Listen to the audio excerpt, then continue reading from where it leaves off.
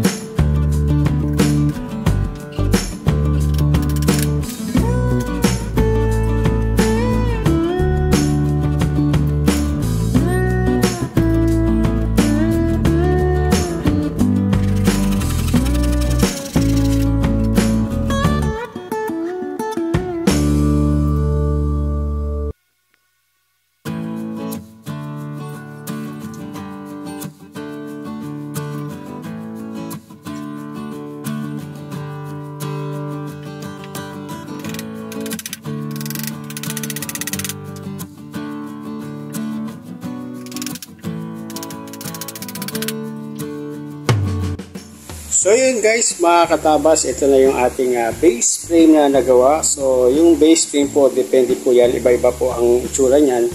So nakadepende po yan sa area. So ginagawa itong base frame na ito, ito yung pinakailalim. So dyan ipapatong yung buong cabinet, yung modular style type ng cabinet. Buo na siya, ipapatong na lang siya dyan. So yun, ito yung pinaka flooring niya. So nakaangat yun doon sa mismong ground, yung ground floor. Ayan. So yung base frame yan, inaangat talaga para kung sakaling magkaroon ng pasasahig, hindi din kaagad mababasa yung pinaka flooring ng ating cabinet.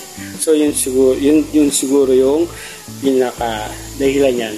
So nakaangat yung ating cabinet. So yun guys, mga katabas, ito yung ating part 3. And hopefully po, meron kayong nakuha idea and hopefully nakatulong po sa inyo. And guys, hanggang dito na lang ulit. So sundan nyo lang po yung aking mga video. Ilalagay ko po yung mga link, bawat part 1 at part 2. So subaybayan nyo lang po yung aking paggawa. And don't forget po to subscribe, like, and share my YouTube channel, Street Rider Woods. Maraming salamat mga katabas. Hanggang sa muli, let's go!